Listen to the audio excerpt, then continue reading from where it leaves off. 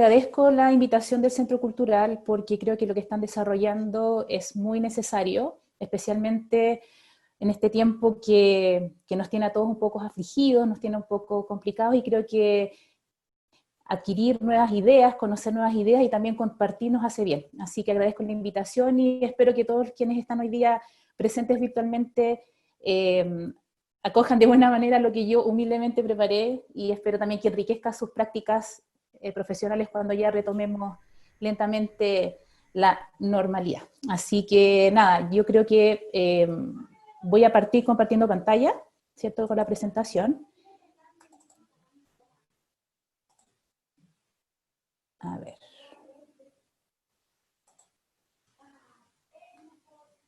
Ya.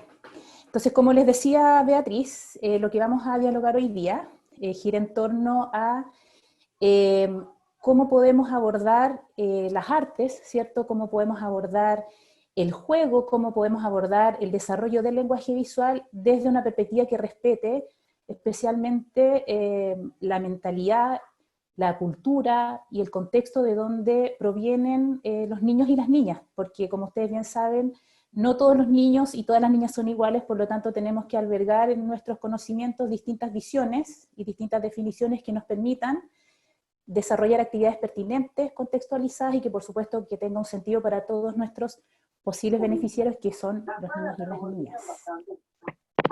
Antes de empezar, quiero aclarar que en la siguiente presentación se utilizará de manera inclusiva el término niño y su respectivo plural, y esta opción responde a la necesidad de evitar una saturación gráfica que pueda dificultar la lectura y el uso del espacio. Bueno, primero que todo vamos a partir dialogando con respecto a qué es lo que se entiende por infancia, y por supuesto partir diciendo que no existe una infancia universal. ¿Qué significa eso? Que dependiendo de el paradigma desde donde se esté definiendo infancia, desde donde se esté definiendo niño o niña, se llega a una definición que muchas veces entorpece una toma de decisiones contextualizada o genera ideologías que no alcanzan a reconocer en especial todas las sutilezas que emergen desde las distintas infancias que existen en nuestro territorio. Por ejemplo, ahí dice, es frecuente que a los niños no se les tome en serio y se les defina como menores, no preparados, débiles, pasivos, incapaces, dependientes y subordinados, y esa definición nos ha acompañado por largo tiempo. Y esta ha sido, por mucho tiempo, la representación de infancia de los discursos dominantes y que ha orientado la toma de decisiones. Yo creo que más de algunos de ustedes se han dado cuenta que muchas de las decisiones políticas que se toman con respecto a infancia dejan de legitimar a la infancia como, y a los niños y a las niñas como personas, como sujetos de derecho, como personas que tienen opinión y que son absolutamente partícipes deberían ser absolutamente partícipes de la toma de decisiones, ¿cierto?, en relación a actividades que tienen que ver con ellos directamente, pero habitualmente se les invisibiliza. Y dice ahí, la infancia es la fase más importante del ciclo vital. Explora dominios lingüísticos, físicos, socioemocionales, orales, escritos, cognitivos, socioculturales, etc. Y asimismo apoya esta idea Loris Malaguzzi, quien es el fundador de la Escuela Reggio Emilia, de la metodología Reggio Emilia, que dice que el niño es alguien rico en potencial, fuerte, poderoso, competente y que tiene sus propios intereses, opiniones, pensamientos. Por lo tanto, la infancia no es una fase preparatoria o marginal y los niños tienen opiniones y puntos de vista. Sin embargo, insisto también con todas estas definiciones que han surgido de infancia, que hay que, desde mi punto de vista, y esta es una opinión absolutamente personal, hay que conocer todas las definiciones, porque de alguna manera también nos permiten situarnos con respecto a cómo podemos, por ejemplo, reconocer los distintos estadios de desarrollo en los cuales se encuentran niños y niñas, pero por supuesto esta es una perspectiva psicológica y evolutiva, o sea, tampoco podemos tomar con tanta rigidez esas definiciones psicológicas, porque también hay factores culturales que intervienen en el desarrollo de los niños y niñas. Y también está ocurriendo que aún continúan proliferando aquellas definiciones de niño y niña como seres inocentes, como seres puros, con los cuales hay que tener mucho cuidado de que tomen contacto con el exterior, como decía Rousseau, porque finalmente la cultura, la sociedad los corrompe. Y esto también ha sido un poco criticado porque tampoco es saludable para el desarrollo de un niño o una niña, especialmente en aspectos culturales, mantenerlo marginado o aislado de lo que ocurre en el entorno. Porque finalmente, y en eso también Vygotsky apoya, todo el desarrollo que tiene un niño está compuesto de factores medioambientales, socioculturales, que también enriquecen completamente el desarrollo de su subjetividad. Y otra situación también desde mi punto de vista muy importante, es que desde los años 90 también se está comenzando a legitimar el protagonismo de la infancia. Hay mucha investigación al respecto, es investigación reciente, pero que también ha permitido empezar a hablar de los niños y niñas como sujetos de derecho. Y otra cosa que también es muy preocupante es que la publicidad, también desde aquellos años que mencionaba recién, están centrando su interés en los niños, y mientras más chiquititos, más comerciales están recibiendo. Ya ahí es contradictorio porque los niños no tienen dinero para comprar. De hecho, son sus padres o madres o la familia cercana quienes los proveen de estos productos, pero sin embargo, los tienen como foco de interés porque son ellos los que convencen a los padres y a las madres de que les compren. Y había acuñado el concepto de paternidad o maternidad culposa, porque somos muchos los padres y madres que salimos a trabajar y en ocasiones vemos muy poco a los hijos.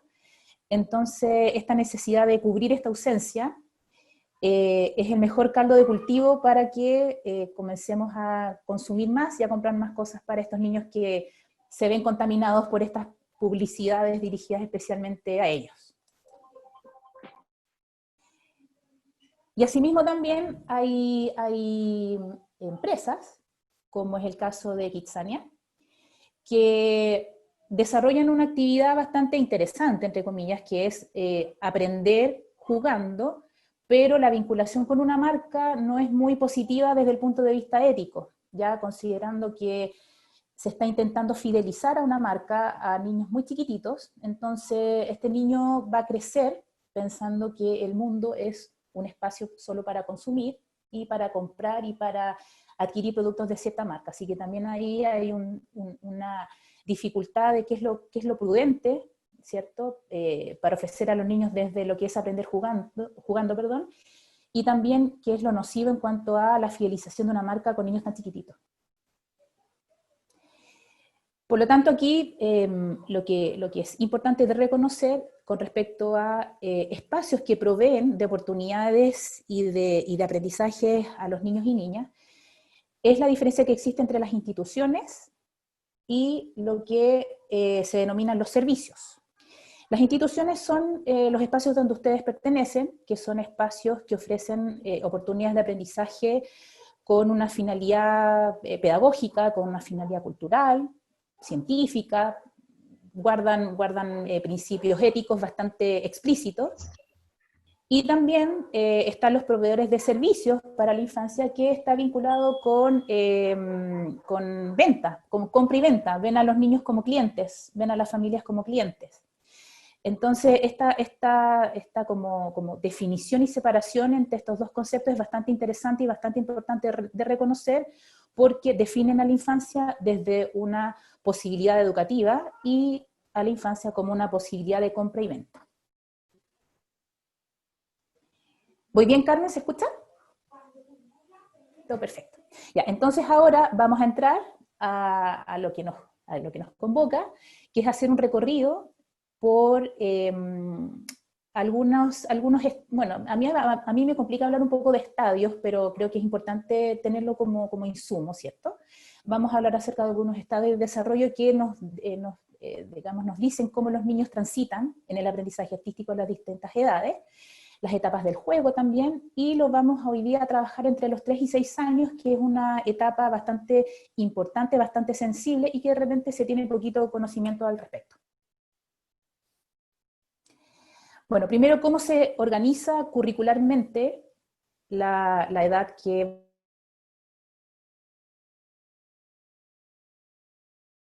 vamos a abordar? Los niños que tienen entre 3 y 6 años están en el nivel a lo que vendría a ser el playgroup, y también pasan luego a prekinder, entre los 4 y 5 años, y a kinder, entre los 5 y 6 años. Estos niveles pueden estar organizados en un jardín infantil o pueden estar también incluidos en la etapa preescolar de los colegios. Y eso también guarda cierta sutileza, y esa es una discusión que sería muy interesante tener en otro espacio, pero también cuál es la diferencia entre cursar los niveles medios y los niveles de transición en un jardín infantil o cursarlos en una escuela. Habitualmente la crítica que se hace es que al estar en una escuela se escolarizan demasiado temprano los niños y niñas. Así que ahí también hay un espacio, digamos, un tema que es importante de reconocer y de reflexionar al respecto.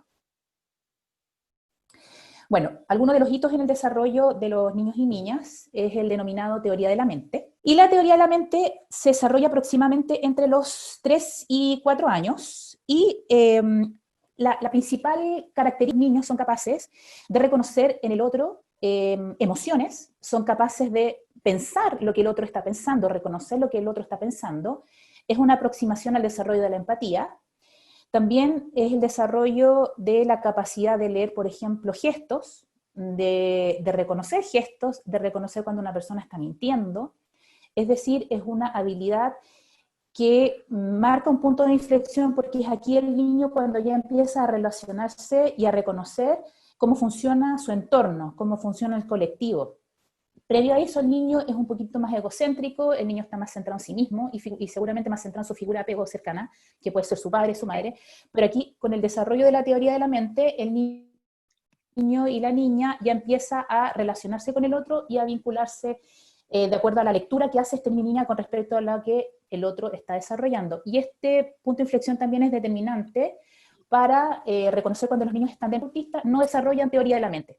Así que este es un elemento también muy importante para reconocer los niños y niñas que están dentro del espectro. Bueno, y dentro de las definiciones de teoría de la mente, dice ahí, proceso en que los niños son capaces de atribuir creencias falsas a los demás, comprenden pensamientos e intenciones a otras personas, así como se siente otro en determinadas circunstancias. Son capaces de distinguir las propias creencias y las de los demás, sumado al juego simbólico, y logra distinguir, por ejemplo, un juego de lucha de una lucha real, y desde los 6 años aprende a comprender progresivamente la ironía y la metáfora. Ojo que la ironía y la metáfora son, dentro del metalenguaje, habilidades que son súper complejas, por lo tanto también uno puede proveer de oportunidades para que el niño aprenda a reconocer las figuras retóricas en el lenguaje, las figuras retóricas en la visualidad, y también cuando una persona está ironizando, cuando una persona está contando chistes. De hecho, dicen que contar chistes es súper positivo para desarrollar teoría de la mente en los niños y niñas. Bueno, luego, otro hito también, que va absolutamente relacionado con la teoría de la mente, es el desarrollo del juego simbólico, que se desarrolla aproximadamente a los 4 años. Ojo, que todas estas edades que yo estoy señalando son aproximaciones, pero hay que manejarlas con prudencia, porque puede que sea antes como puede que sea después. Y el juego simbólico es la capacidad de los niños de imitar situaciones de la vida, es la capacidad de pasar de lo real a lo imaginario, y promueve el desarrollo de la imaginación y de la socialización, y permite que asuman roles, que compartan experiencias, que creen situaciones, que encuentren soluciones a través de un juego. Es decir, es un hacer como si. Y aparte que los niños, o como ustedes bien saben, tienen a la acción lúdica como parte de su naturaleza. Por lo tanto, el desarrollo y la promoción del juego simbólico es una de las, desde mi punto de vista, experiencias pedagógicas, experiencias didácticas más positivas para que los niños aprendan, para el aprendizaje. De hecho, las situaciones sociales que se pueden generar en un juego simbólico pueden preparar a este niño para, por supuesto, futuras relaciones sociales o situaciones que el niño va a experimentar en el futuro. Y también, vinculado a la teoría de la mente, le va a permitir desenvolverse de manera más fluida y saludable con respecto a las relaciones que puede establecer con otras personas. También el tema de la participación, el tema del colectivo, el tema del trabajo en equipo, el tema de la colaboración, también en el juego simbólico se manifiesta. Y como bien dice ahí, voy a poner esta pantallita para acá, que no veo, dice, con el juego se da una iniciación al aprendizaje a través del arte y a la experiencia estética. Bueno, aquí hay dos autores, que es Winnicott y Schiller, que son los principales investigadores del juego en la infancia. Y Winnicott al respecto dice que el arte que promueve la espontaneidad, la contemplación activa, distendida y confiada, establece un vínculo indisoluble con el juego. En el juego, dice Winnicott, y quizás solo en él, el niño o el adulto están en libertad de ser creadores. Y de hecho también en el juego se tienen que tomar decisiones de manera permanente, y la toma de decisiones habitualmente están acompañadas de desafíos, y resolver problemas, tomar decisiones, digamos, alcanzar la resolución de algún conflicto es parte también del desarrollo de la creatividad.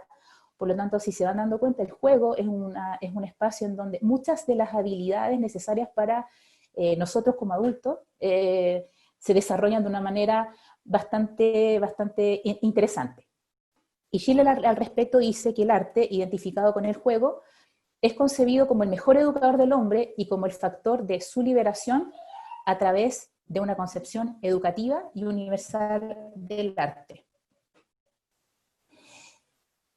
Otro autor también, que es referencia obligada para hablar sobre juego, es, bueno, el apellido yo lo leo como Caillois, puede ser Caillois, no sé, pero ahí el que tiene la pronunciación correcta después me dice cómo se pronuncia, pero no obstante este autor también es referencia obligada para hablar sobre juego, y él define juego como una actividad libre y voluntaria, donde nadie puede obligarte a jugar, está separada de la realidad y vida cotidiana en un espacio y tiempo determinados. Esto es súper importante porque el juego permite que el niño se desconecte un poco de la realidad, que viva otra realidad, y al terminar el juego, el niño naturalmente va a volver al contexto originario.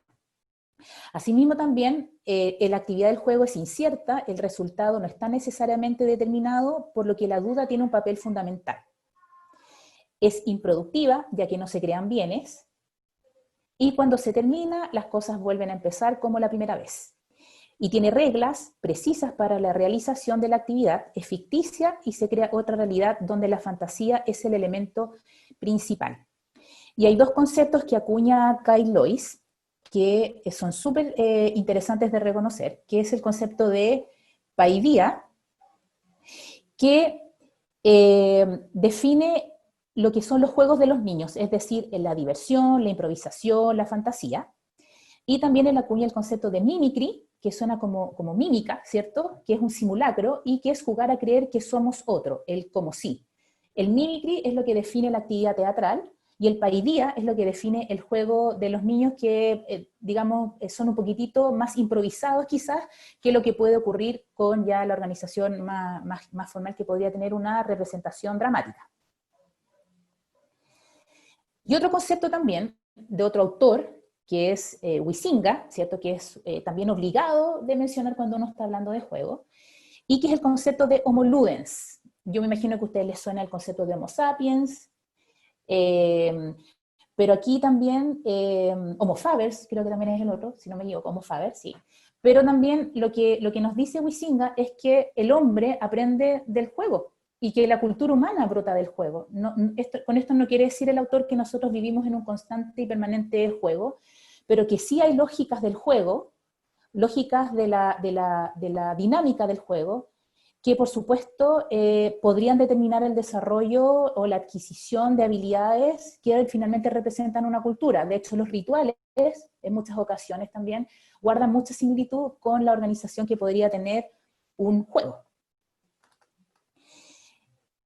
Y aquí vamos a empezar a hablar también de cómo el arte contemporáneo o artistas contemporáneos pueden ser gestores y mediadores de juegos, es decir, utilizar el arte contemporáneo como una herramienta para jugar, o podemos jugar aprendiendo arte contemporáneo, es decir, la articulación entre arte contemporáneo y juego se va a dar de manera natural, a lo mejor ustedes ya lo están desarrollando, y con lo que ahora les voy a ofrecer, con mayor razón se va a ver fortalecido. Bueno, primero voy a contarles que hay algunos artistas que vienen desarrollando el tema del juego y del arte contemporáneo y su interés con la infancia. Y uno de estos artistas es Antoni Miralda, que es un español, que tiene como característica el tema de la comida. A él le encanta vincular su creación con la comida. De hecho, tiene un museo donde habla del vínculo que existe entre comida y arte contemporáneo. Y como pueden ver, muchas de sus obras se pueden comer. Así que también aquí hay una referencia de cómo se puede trabajar esta temática y vincularlo con los intereses de la infancia, por supuesto, que está en reconocer la fantasía, ¿cierto? Reconocer la vida desde una manera quizás un poco más lúdica. Hay discusión al respecto, por supuesto, de gente que no le gusta hacer arte con comida, eso es absolutamente legítimo. Por lo tanto, esto es una referencia para quien lo considere a lo mejor interesante o prudente trabajar, y aquí está esta referencia para que la consulten en caso de ser necesario. Otra referencia también de cómo se puede vincular el juego, el arte contemporáneo, y la participación de los niños y niñas está, por ejemplo, con lo que ocurrió con Joaquín Torres García el año pasado o antepasado, el 2019, cuando además de darnos la posibilidad de conocer la obra de este artista uruguayo, en el Centro Cultural dejaron un espacio donde habían figuras de madera que estaban basadas, por supuesto, en las figuras originales creadas por este autor, y los niños podían crear la figura que ellos quisieran, podían mezclar las cabezas con distintos cuerpos, no había riesgo alguno de que el niño, por ejemplo, pudiera tener contacto con la obra original y la rompiera, no era esa la idea tampoco de exponer la obra quizás a un daño, pero sí tuvieron la delicadeza de respetar la estética, ¿cierto?, de las producciones de Joaquín Torres García, y proveer de experiencias formativas desde el arte contemporáneo a adultos, niños, niñas, tercera edad, etc. Otra artista también es Nike Sabas, que es una artista australiana que ofrece también una oportunidad de aprender arte contemporáneo a través del juego. Esta artista estuvo en Chile, bueno, no sé si ella, pero su obra estuvo en un mall, lo cual ahí también uno lo podría criticar de si los malls específicamente están definidos como instituciones o servicios, pero no obstante la obra que ella expuso en el Mall Los Dominicos también era bastante interesante y permitía que los niños se integraran a la obra, participaran de la obra, y si ustedes posteriormente revisan lo que esta autora, esta artista hace, es generar posibilidades perceptivas, experiencias perceptivas. Así que es bastante interesante también de tenerla como referencia. Dice acá, las instalaciones de juego, como las que hemos estado revisando, son una propuesta pedagógica donde se unen juego, arte contemporáneo y cultura, y en ella percibimos la misma simbología expresada en la acción lúdica de la infancia. Y esta cita es de Javier Abad, que también es un autor español, y referencia obligada también con respecto al tema de juego y infancia. Otra experiencia también de vínculo entre arte contemporáneo, juego e infancia fue lo que pasó en el Centro Nacional de Arte Contemporáneo en el año 2018, donde además de exponerse obras de Theo Jansen, se dio la posibilidad de que una obra de Theo Jansen caminara por el patio trasero del centro, y fue bastante interesante para quienes pudieron experimentar esa experiencia. Habitualmente estaba esta obra circulando rodeada de niños, así que también ahí es una demostración empírica de que se puede aprender, se puede aproximar a los niños al arte contemporáneo, a distintas manifestaciones artísticas a través del juego.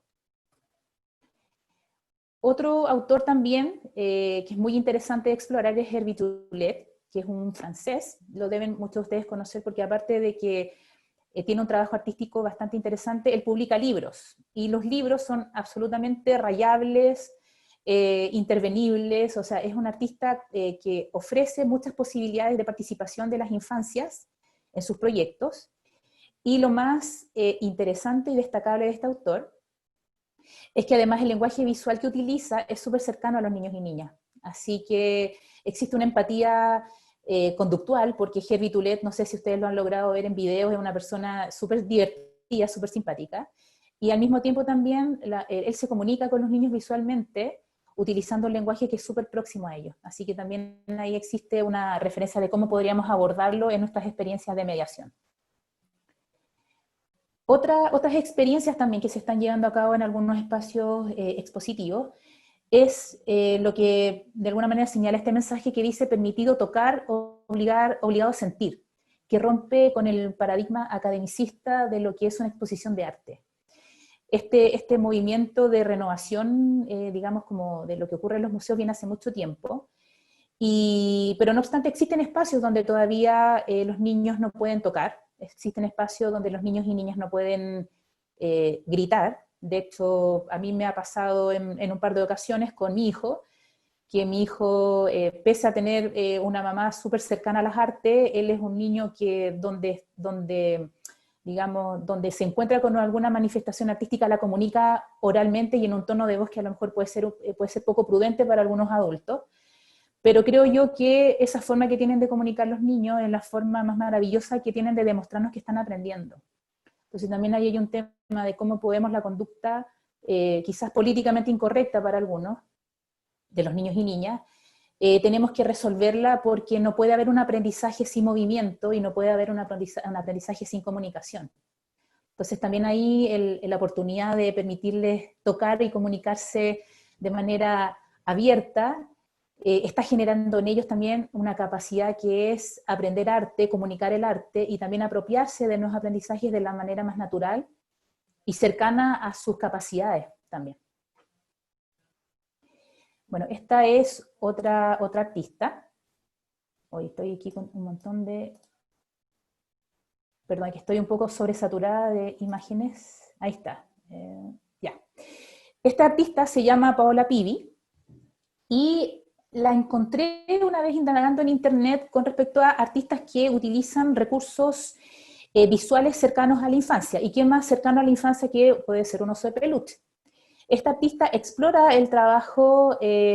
su trabajo artístico desde lenguajes visuales vinculados directamente a la infancia, con una pequeña diferencia quizás en este trabajo particular, que es que estos osos no son de peluche, visualmente son de peluche, pero son de plumas. Son osos que ella hace con plumas, y una pluma, cada plumita pegada a mano por ella. Así que hay un trabajo visual súper interesante, pero también hay un trabajo manual, un trabajo técnico muy destacable, así que también los invito a conocer el trabajo de Paola Pivi.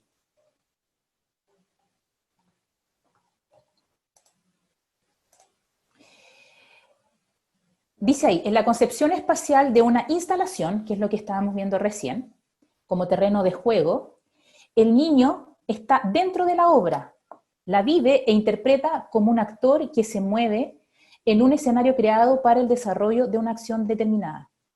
Y eso del dentro de la obra está absolutamente vinculado con el concepto de juego, porque una de las cosas también que describen a una actividad lúdica, como puede ser un juego, es la demarcación del territorio, es la demarcación de un espacio.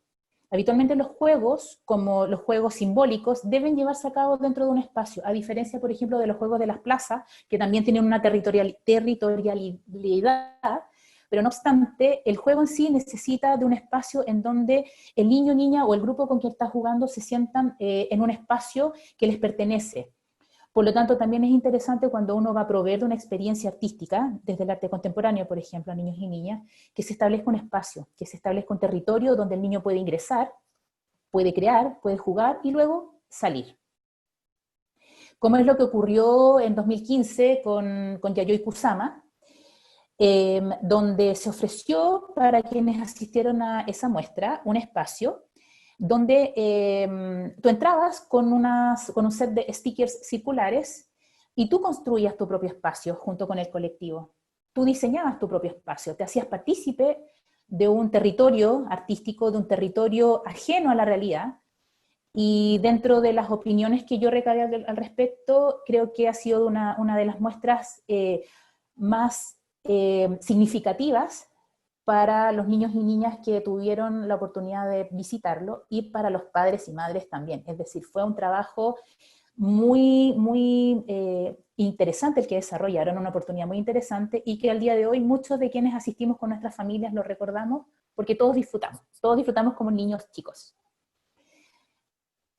Otra experiencia también de vínculo entre juego, arte contemporáneo y aprendizaje en la infancia es lo que hoy día existe en el Museo Interactivo Mirador, que es la instalación de Jesús Soto, que es un artista cinético que falleció en el 2005. Y también el niño ingresa a esta obra, la recorre, puede entrar, puede devolverse, puede disfrutarla, puede tocarla, puede percibirla con con el tacto, puede percibirlo con la vista, y es una experiencia sensorial muy interesante también para la primera infancia. Y otra experiencia también de vinculación con el arte contemporáneo es lo que también ofreció el Centro Cultural La Moneda, con la muestra de Joaquín Torres García. En este caso, esta fotografía corresponde a una visita que hice con mis estudiantes de la carrera de Educación de Párvulos en la Universidad Católica. El objetivo de esta visita era que ellas también vieran cómo el arte contemporáneo es una experiencia de aprendizaje súper significativa y enriquecedora para primera infancia, porque cabe señalar que los cursos artísticos en las formaciones iniciales docentes son bastante precarios. De hecho, no todos los programas de formación docente los incluyen. Por lo tanto, la posibilidad que he tenido y la suerte que he tenido también de formar a profesores en dos universidades me permitió también invitarlos a que exploren el arte contemporáneo con un sentido educativo. Y si se dan cuenta, existe un territorio, existe un espacio donde se entra y se sale, y lo más interesante de esta experiencia fue que el espacio se podía modificar. O sea, los niños y niñas creaban, y los adultos también, porque ahí somos adultos, podíamos crear el espacio que quisiéramos, utilizando ciertos los recursos que existían en ese instante en el espacio central. Y este otro proyecto es una compañía de teatro que se llama Polyglot Theatre, que hacen intervenciones artísticas tanto a nivel de calle, de territorio, digamos, urbano, como en espacios cerrados como pueden ser centros culturales, etc. Y yo les invito a ver, voy a cerrar un poco acá las ventanas porque me están entorpeciendo la visual. Ay, me pasé, perdón. Ahí dice Polyglot Theatre. Les invito a ver videos de Polyglot Theatre en YouTube, porque si bien acá yo les estoy ofreciendo una imagen, pero ellos hacen muchas veces performance. Entonces saquen ideas de ahí también de cómo muchas de las ideas de este colectivo se pueden llevar a cabo en distintos espacios, especialmente porque muchos de los materiales que ellos utilizan son materiales de bajo costo. Por ejemplo, la fotografía de la derecha, de mi derecha, eso está hecho con hilos y con diario. Y ellos generaron una trayectoria, un recorrido. En el lado izquierdo, esa instalación parece que la hicieron con elásticos, y los niños, en algunos de los videos que ustedes pueden visitar, los niños incluso se podían tirar encima de los elásticos. Entonces es una experiencia kinestésica, lúdica, pedagógica, artística. O sea, este colectivo, desde mi punto de vista, es una referencia muy interesante y me gustaría que ojalá ustedes pudieran profundizar en su reconocimiento. Bueno, y para enriquecer también la comprensión de las fases del juego, estas fases del juego que ahora están observando son la cita de un pedagogo teatral de apellido Slade, que él, bueno, toda esta bibliografía la van a ver al final desde donde yo recogí esta información, pero no obstante, por supuesto, yo me estoy remitiendo ahora a hablar acerca de los niños que tienen entre 3 y 6 años. Y Slade reconoce en la etapa 1 lo que se denomina el juego personal, que ocurre cuando el niño está absorto en lo que realiza. El niño tiene más bien una actitud más egocéntrica, un proceso de creatividad más bien individual, solitaria, ensimismada, no necesita público. De hecho, ustedes mismos deben experimentar cuando están con estos niños que pueden jugar solos y se pueden olvidar absolutamente ustedes. También, digamos que él está en un proceso de salir desde el egocentrismo al trabajo colectivo. Es decir, si retomamos lo que hemos conversado hasta ahora, viene acá también el desarrollo de la teoría de la mente, el desarrollo del juego simbólico. Por lo tanto, el juego personal es un proceso desde el juego ensimismado, egocéntrico, al trabajo ya de un colectivo o del juego simbólico que requiere de más personas para poder desarrollarse. Luego de eso, está el denominado juego proyectado, que ocurre entre los 3 y 5 años, y que de alguna manera ya representa esta necesidad del niño y de la niña de comunicarse y de compartir con sus pares. Hay un desarrollo de la concientización social, hay también un desarrollo de la actividad lúdica en este territorio que yo les mencionaba recién, que es necesario de generar, ¿cierto? Para que el niño entre y salga de esta realidad fantástica y de esta realidad real, digamos. Y lo más interesante de esto, de acuerdo a las personas que trabajan en teatro, ¿cierto? En teatro de la infancia, que los niños de esta edad no tienen sentido de la frontalidad, todavía no conciben lo que es el público de una manera muy racional. Por lo tanto, lo que se sugiere es que los juegos proyectados se desarrollen en círculo. Esa es la propuesta que hace Slate. Y luego tenemos el desarrollo de la expresión artística visual, que está más vinculado al desarrollo gráfico. Y este es un autor que yo creo que muchos de ustedes conocen, que es Victor Lowenfeld, por lo tanto lo voy a mencionar, pero también esta bibliografía, la de Victor Lowenfeld, de las etapas del desarrollo de la creatividad, está disponible online. Pero lo más importante de todo, y que creo que es rescatable entre los 3 y 6 años, que existe un proceso de vinculación con la expresión gráfica desde lo que se denominan los garabatos, que es cuando los niños rayan sin sentido alguno, digamos. Más que nada a ellos lo que les interesa es tener una experiencia motriz, más que una experiencia estética. Cuando pintan ocupan todo el brazo, cuando se mueven pueden estar conversando y pueden estar rayando, es decir, el garabateo entre los 2 y 4 años es una experiencia de vinculación con la expresión gráfica, pero tiene que darse de forma natural. Hay papás que les pasan libros de colorear, hay mamás que de repente quieren que dibujen árboles parecidos a los árboles, y eso a esta edad no va a ocurrir, porque la capacidad del niño, la percepción visual está madurando, y el control de sus movimientos también.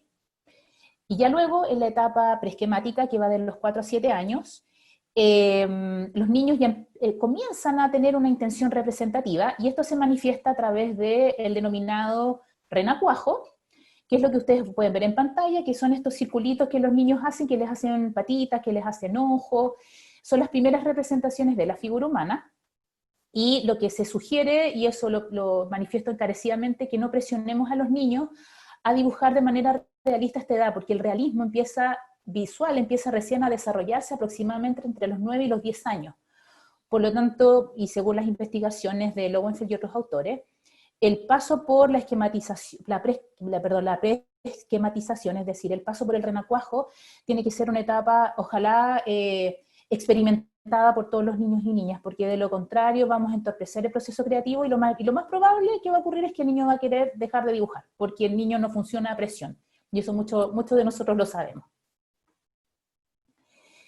Y bueno, les decía, el tema de los libros de colorear no son muy necesarios a esta edad, y desde mi punto de vista no son necesarios nunca.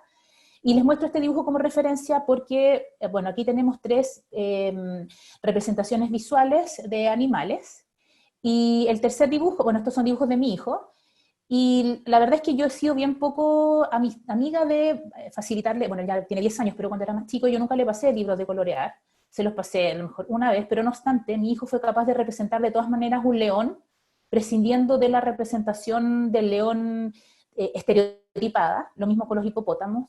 Entonces, ¿qué les quiero transmitir con esto? Que dejen que los niños generen sus propios conceptos visuales, no los presionemos, porque de hecho, y ocurre con frecuencia, que los niños, al ver estas representaciones estereotipadas, ellos se bloquean y se sienten incapaces de generar sus propias representaciones. Así que también ahí tenemos un mensaje importante de reconocer. Y otra cosa dice ahí, por lo general los dibujos ordenados son más agradables para los adultos, y sin embargo hay niños que se expresan de manera más espontánea y son especialmente creativos. Es decir, respetemos y observemos a niños que pintan de manera súper prolija y que son súper detallistas, y también respetemos la capacidad creativa de niños que pueden ser más acelerados, que son más inquietos, más comunicativos, y que pintan como estamos viendo ahí, que nuevamente es la experiencia que yo he tenido con mi hijo, que mi hijo es un niño sumamente creativo, pero es apurón. Entonces no hay caso que pinte de manera prolija, pero no obstante, ya he aprendido a reconocer que si bien pinta de manera un poco más desordenada, pero su capacidad creativa está en un nivel súper rescatable. Así que ahí también consideremos ambas experiencias o ambas expresiones como posibilidades de aprendizaje artístico. Bueno, y con respecto a Gardner, ¿qué nos dice él? Él nos dice que hay niños que son verbalizadores, es decir, que comunican todo lo que hacen, y mientras dibujan, van a lo mejor no desarrollar dibujos de manera tan prolija como veíamos recién, pero sí van a tener una capacidad de comunicar lo que piensan y lo que están expresando de manera más fluida. Y asimismo también hay niños que son visualizadores, según este autor, que señalan que se enfocan en dibujar o construir y son más prolijos. Ojo que, insisto en lo que decía inicialmente, consideremos todas estas propuestas de estadio o de características más bien reduccionistas con mucha prudencia, porque puede que ocurran como puede que no ocurran, pero asimismo nos sirven de referencia. Como por ejemplo también los niños que son iniciadores, que uno le da un pequeño estímulo y parten como tren, así, se ponen a dibujar al tiro. Y hay otros que requieren un poquitito más de ayuda, más de incentivo, más de estímulo, y por lo general son los niños que copian con mucha facilidad, a lo mejor tienen un nivel también de inseguridad con respecto a sus propias capacidades. Y también hay otros niños que se expresan artísticamente centrados en personas, son los que habitualmente dibujan a la familia, no sé, las casas, los hogares, etc. Y otros que les gusta más bien dibujar objetos. Y Vygotsky también nos dice que en la actividad, que el dibujo, ¿cierto?, es la actividad preferente de los niños y niñas, y que a la medida que va creciendo, estos niños se va enfriando el interés. ¿Y por qué se enfría el interés? Porque los niños a los 10 años, aproximadamente 11 años, entran en un proceso de racionalización de la realidad, ¿cierto? No es que dejen de ser creativos y no es que dejen de tener intenciones de fantasear, por ejemplo, pero sí su vinculación con la realidad comienza a ser más próxima, se vuelven más inseguros, también comienzan a tener interés por la opinión del otro, por lo tanto, también se va enfriando un poco esta capacidad artística o esta posibilidad artística porque se insegurizan y comienza también la preadolescencia y otra serie de cosas que ocurren después. Pero si ellos reciben estímulos externos, esta actividad artística lo más probable es que continúe. Es decir, también en la medida que el niño más actividad, más estímulo artístico recibe, lo más probable es que este enfriamiento no ocurra. O si ocurre, ocurra de manera menos violenta de lo que podría ocurrir en otros niños. Y dice ahí que toda creación en la infancia encierra un coeficiente social y cultural porque un niño, mientras más estímulos, mientras más riqueza de su entorno recibe, mientras más referencias, mientras más experiencia, lo más probable es que su capacidad creativa y sus posibilidades de crear se vean aumentadas. Por eso también ahí el tema de la educación artística en las escuelas, la educación artística en los centros culturales, cómo se pueden trasladar también a espacios en donde los niños no están recibiendo, debido al capital cultural de sus familias probablemente, o de acuerdo a las características de su territorio, no están viéndose favorecidos artísticamente o de una manera también artística en general con los otros lenguajes. Por lo tanto, también ahí tenemos una obligación de aproximar especialmente a niños que ven reducidas sus oportunidades de aprendizaje artístico, aproximarlos a mayores referencias artísticas para que, por supuesto, se transformen en ciudadanos que tengan la posibilidad también de participar activamente en la cultura. Y ya voy terminando, así que ahí que la Reini no me rete. Dentro de las sugerencias que quiero señalarles está primero no normalizar las etapas evolutivas, que es lo que decía con respecto a lo que específicamente desde la psicología evolutiva se señala como etapas de desarrollo en la infancia, porque la infancia, en definitiva, o lo que se ofrece, son mapas, pero no son el territorio, es decir, nos ofrecen una imagen general de lo que podría estar ocurriendo, pero son ustedes o somos nosotros quienes trabajamos con niños y niñas, quienes efectivamente damos cuenta de la sutileza que el mapa no alcanza a representar. Luego dice, valorar expresiones artísticas respetando características individuales, historias personales y contextos de origen. Conocer a los niños mediante la observación, experimentación, ensayo, error, escucha respetuosa y sensible. Y finalmente, esta es una propuesta metodológica que tiene que ver con cómo los mediadores también podrían ver fortalecidas, ¿cierto?, enriquecidas, todas las planificaciones desde un enfoque pedagógico que realizan, porque, bueno, yo sé que ustedes conocen la metodología Reggio Emilia. La metodología Reggio Emilia, desde mi punto de vista, contempla elementos que son súper interesantes de reconocer y de implementar, y de entre ellos está lo que se denomina la documentación pedagógica. La documentación pedagógica transforma al educador en un investigador.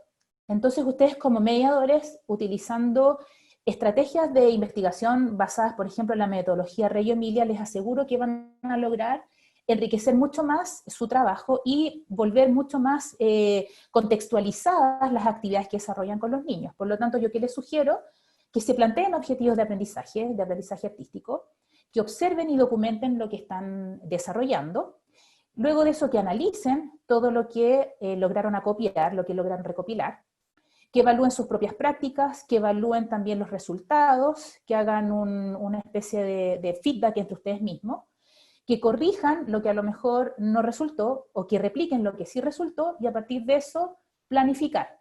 Y en esa planificación volvemos a los objetivos y así sucesivamente. Es decir, esto es una metodología circular que les aseguro les va a permitir organizar lo que quieren desarrollar y al mismo tiempo también recoger lo que ocurre en el contexto, que finalmente es lo que nos ofrece la información necesaria para mejorar nuestras prácticas. Y para finalizar comparto esta frase de Loris Malaguzzi, que por lo visto, no sé si se han dado cuenta, pero soy fans. Dice, las cosas de los niños y para los niños se aprenden solo de los niños, así que a los niños hay que escucharlos. Muchas gracias.